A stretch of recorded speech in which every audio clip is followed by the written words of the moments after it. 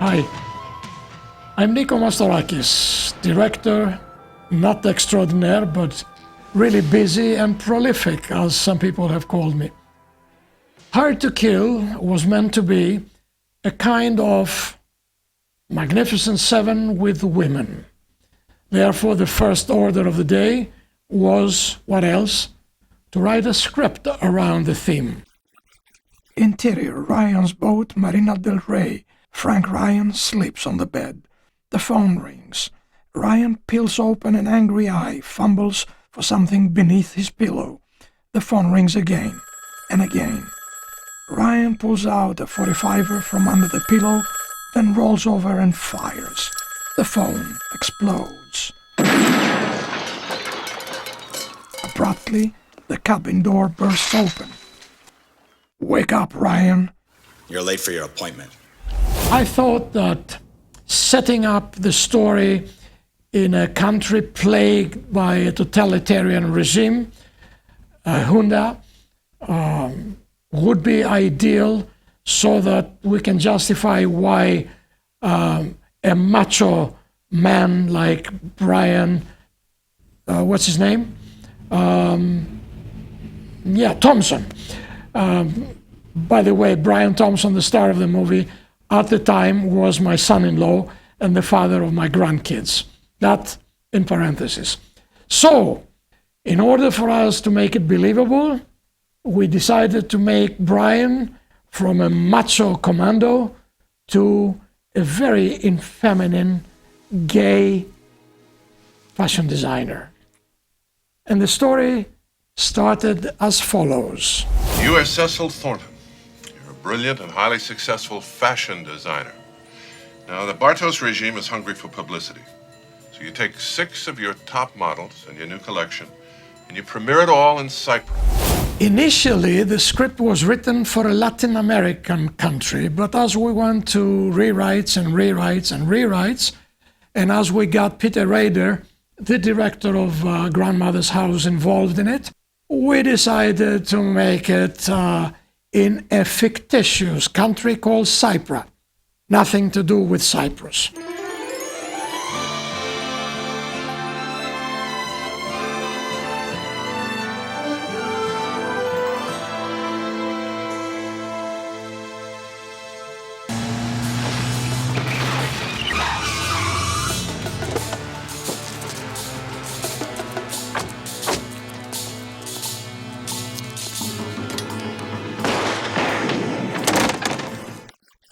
The man collapses and tumbles over the balcony. He lands in a bloody heap in front of the cars. Silence. Then a woman runs out of the house screaming hysterically. The man's killers grab the crying woman violently, drag her away from the corpse, and restrain her as 2 other men hoist the body and pull it into the back seat of a car. Cyprus was dominated by a ruthless dictator, and we had to cast that tyrant. What better person, what better actor to play a fictitious tyrant than somebody who was a tyrant in his own private life? So we did cast Oliver Reed. Scene 91. Bartos slides the second strap off of Anna's shoulder. Her dress falls to her waist, exposing her breasts. Close on Bartos, watching Ryan's reaction like a hawk. Close on Ryan, forcing himself to observe Anna without expression for a moment. He then drops his eyes toward his empty wine glass. Bartos. Now you be honest with me, Mr. Thornton. Do you not feel something now? Do you not feel passion? Is there nothing here that you want? Ryan looking up. Yes. Bartos in for the kill. And what would that be? Another glass of wine? Oliver is a horror story within an action story that Hired to Kill was. Initially, the title of the movie was Freedom or Death, but Hired to Kill was more commercial and more apropos with Brian Thompson's photograph with a big machine gun which sold the picture internationally because at the time we made it, action movies were really hot and in big demand. Movie was made in the summer of '89 and was released initially by Paramount Video in 1990. At the time we shot the movie, Oliver Reed couldn't find work easily because his fame preceded him. They thought that he's impossible to deal with, that he gets drunk, that he's out of control, that he's violent with people, and everything that a director-producer like myself didn't want to have on the set. In the meantime, we had booked two magnificent actors that were also wonderful gentlemen. Actually, I would call Jose Ferrer and George Kennedy as the personification of the word gentleman. Then we came to Ollie. His brother, who dealt with us in the beginning, was very firm in assuring us that Ollie was cured for all his bad habits of the past, and he would be a wonderful man to have on the set. We'll see how the story develops as Hard to Kill moves to casting the 7 women. Scene 18. A maximum security joint for women. In the corner of the yard, some 20 inmates are gathered around a table where 2 women are engaged in a fierce arm wrestling match. Closer shot reveals one of the arm wrestlers, C.V. Sims, an attractive woman with the muscles of a bodybuilder. She is sweating profusely as she struggles with a beefy opponent.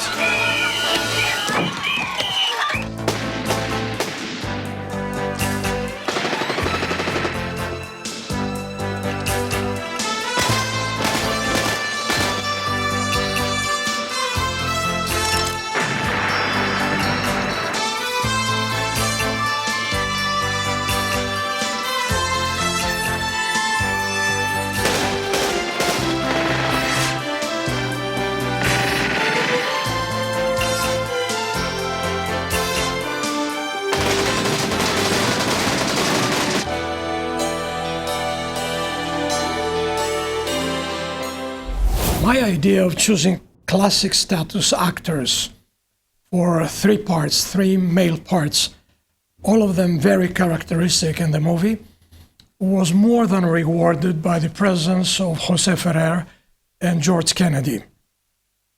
Those 2 gentlemen were magnificent to work with. Not the first time I worked with George, not the first time I worked with Jose. I met him for the first time when I did Red Tide or Blood Tide in Monemvasia many years before that. And I loved the guy. Talking about Jose Ferrer, there is an incident that shows clearly demonstrates what a classic professional actor, gentleman can do if he's in a bind, if he's in a difficult position for which you have no liability. So Jose has 2 days of shoot and he arrives on the set and we have him in a dungeon as a prisoner and he has to deliver a 7-page monologue. Very long, very difficult monologue. So I suggest that we rehearse it once and then we can shoot it because it's going to be a continuous shot, no cutaways, just a tracking shot from a wide to an extreme close-up of the man. So Jose looks at me and says, "No problem, Nico." I said, "Fine, let me hear it and let me timing it." And after 1 page of the monologue, Jose stops. I said, "Come on, let's go, let's carry on." And he says, "That's all I got." I said, "What do you mean that's all you got?" He says, "That's all my agent sent me." I said, "It's 7 pages and you only have 1. You mean to tell me that your agent didn't send you the whole script or the whole part?" He says, "No." And I'm in desperation. It's like any director, any producer would be desperate because I can see us keeping Jose for another day and that would probably mean more money in our budget. But Jose says, give me the script and give me 10 minutes. I said, sure. We give him the script. 10 minutes later, he comes out of the room. He says, okay, we're ready to shoot. I said, Jose, are you sure? Don't you want to rehearse it? He says, no, Nico, let's shoot it. We roll camera and we start the dolly moving. He starts his monologue and he delivers 7 pages of a monologue without erring in one single comma. The man was the personification of professionalism. The choice has been made for me. My freedom or my death. Perhaps a revolution does need a martyr. My people remember me as I was 15 years ago, Mr. Ryan. This will spare them any disappointment. I'm sorry. We are both soldiers, Mr. Ryan. We have our duties. Do yours. My life or the revolution? Seems an even trade. I wish that my memories from Oliver Reed could be as nice, but they are the extreme opposite. Oliver was getting drunk throughout the movie. Reports from the hotel said that he was having 2 bottles of champagne for breakfast. He would come to the set totally drunk or totally sober. E ora, per queste mie bellissime ospiti, vorrei proporre un brindisi.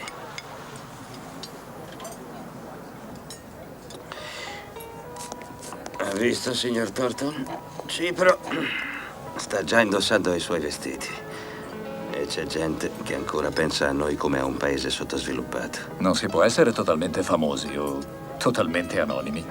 Totalmente famosi o totalmente anonimi? Mi piace chi l'ha detto.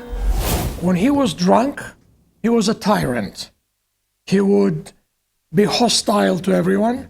He gave me a head bash outside the hotel one day with what excuse? That I gave him too many free days to go around and look at Corfu. And that he hated me for. When he was sober, he was nice, he was an excellent actor, he was a gentleman to everyone. But that was very rare. He usually abused people more than anybody else. He abused his poor wife, that he did atrocious things to. He would just splash wine on her face in public, in a restaurant, and then he would probably fall on the floor, drop on the floor, and pretend that he's dead. And the worst thing that happened is one day we had one of the final scenes of the movie, and we had a helicopter overflying, 3 cameras, 2 high speed and 1 regular, shooting him, ready to drop his gun and surrender to the rebels. A scene that finally we shot and we put in the editing. And what he did when I called action and the chopper started hovering down and the cameras were going crazy in high speed, what he did is that he zipped his pants down, he took his genitals out of his pants, and he started peeing. I wish I had that clip. Peut-on vous aider, Monsieur Sampton? Je ne suis pas dans la salle de bain. Non, vous vous trompez, c'est le bureau de Monsieur Bartos. Souvent gardé. Et dangereux pour les intrus. Que décidez-vous? Vous allez me tuer? Vous sous-estimez Monsieur Bartos, Monsieur Ryan. The truth of the matter is that in every movie there is love stories and there is dramas. You like people, you hate people, you love people, you don't care about people. But nothing in the happy company of actors and crew, Greeks and Americans alike, on the island of Corfu could probably foretell us the tragedy that was about to strike our movie. And it was a tragedy. It was painful, it was deadly, and it really killed our decision and desire to complete the movie. We were professionals and we did, but it was with a cold heart. As I always do in every movie that I make, to be able to accommodate in smaller budgets the best of the business, in that movie I tried to accommodate Michael Stringer, who was my production designer in The Greek Tycoon, and for the aerial stunts, I brought a helicopter from England, all painted black, and the best pilot in the entire world, Mark Wolf, a guy who had done Indiana Jones, James Bond, Spielberg movies, the guy that had flown thousands of hours solo flight, a Vietnam veteran, the best in the business. We were almost done with the aerial stunts, and we had done a lot of great footage. The last scene was Mark Wolf overflying the helicopter, not in a stunt mood, just a simple bypass in front of the cameras. And the stuntman was standing on the skids of the helicopter. Mark was trying to give me the best, although I had told him that it was almost a throwaway shot. So we did it once, we did it twice, we did it 3 times. I was on the radio and I said, okay, Mark, land, we're fine. Mark said, all right, but I'll give you one more take as I'm going to land for lunch. And on the last bypass in front of the cameras, for a reason which is still, to this date, unknown, technically, emotionally, and logically unknown. The helicopter was pushed as by a gigantic hand and crushed between a rock and trees. Stuntmen that were experienced sensed the danger in the last 10 seconds and jumped in the helicopter from the skids. One guy, our youngest, was still on the skids when the helicopter crashed, and he died on the spot. This is when tragedy struck the set of Hired to Kill.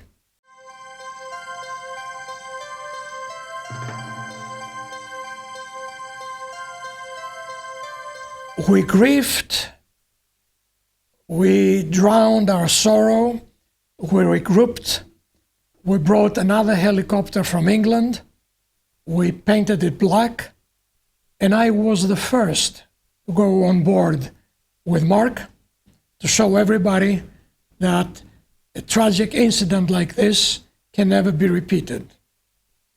But there was a near tragedy in this story. One day before what happened, one day on the set, I had the brilliant idea to put my son-in-law and his son, my grandson, who was 1 year old, on Mark's chopper for a ride. When the accident happened, I'm thinking back, I couldn't sleep for a couple of days, couple of nights. I couldn't work and I couldn't think anything else but what would have happened in my life if the tragic event occurred one day before. We regrouped, we did the last aerials, and Mark left for London. To this date, I don't hold him responsible for the tragic event or for the death of our stuntman. It's something that could have happened to any pilot, let alone the best pilot in the world, who is still, by the way, doing the James Bond movies.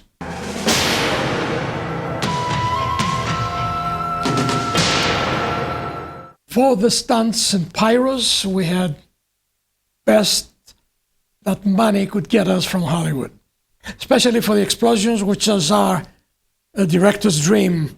and we want them big, and we want them safe, and we want them spectacular, we got a nice guy called Joe Viscosil. Joe left us, recently left this world with a bang. He was the man responsible for all the pyrotechnics in movies like Independence Day, and you name it, he's done it.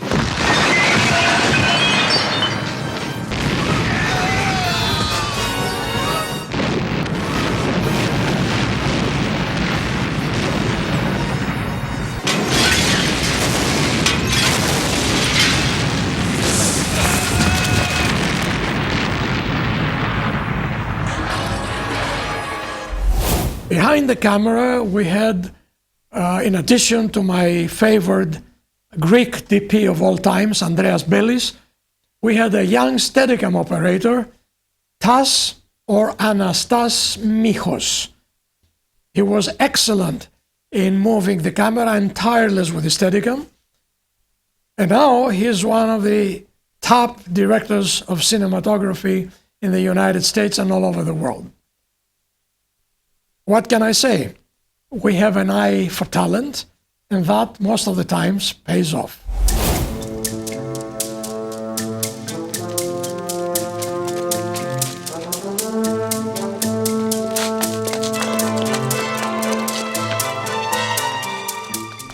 Peter Rader, who directed Hire to Kill with me, is one of my favorite proteges even before he became a director. He had come to me with a script and a promo reel by him and his DP friend, and I decided to give him a break. So I gave him his first break. He directed beautifully Grandmother's House, so it's only natural that I picked him to direct Hire to Kill. In the first couple of weeks of the movie, I found that Peter was too young and too inexperienced to carry the load of a huge production with stunts and bullets and explosives and so many actors on the set. And I said to him, would you mind if I stepped in and I took over some of the scenes that I don't think you can handle nicely, so that will probably ease your tension and your nightmares at night. Peter, being a wonderful kid as he was, said, by all means, I'd love to co-direct with you. And we continued the movie that way. Ich habe ausdrücklich gesagt, dass ich keine Presse oder sonst irgendjemanden hier haben will. Ich würde sagen, Sie verschwinden wieder. Mr. Thornton, mein Name ist Michael Bartos. Oh, Mr. Bartos, tut mir leid, ich konnte ja nicht wissen. And finally, the end theme, which is a tune sought after by film buffs, and they can't find it anywhere until today, that they have it as part of the bonus material in the Blu-ray. It is not a composition that anyone can claim credit for. It is a Greek folk tune. It's called in Greek Πότε θα κάνει ξαστεριά, is when will the sky clear? But it was so beautifully orchestrated by Jerry Grant that it became what Jerry's name signified, grand, a grandiose end theme that to this day I'm happy that I picked it, I'm happy that I worked with Jerry Grant, and I'm happy for the ending of Hire to Kill. You see, I don't make message movies. I make entertaining movies. And if there are messages to be conveyed to the audience, let them be subliminal or even accidental. And in this case, the subliminal message that Hire to Kill conveys to audiences worldwide is that freedom is a value that you cannot exceed, you cannot substitute for, and you cannot possibly ignore. It's also something that you cannot have for free. Some people pay with their lives for freedom, and to those people, this movie that you're going to watch is dedicated. I'm Nico Mastorakis. Thank you for buying the Blu-ray.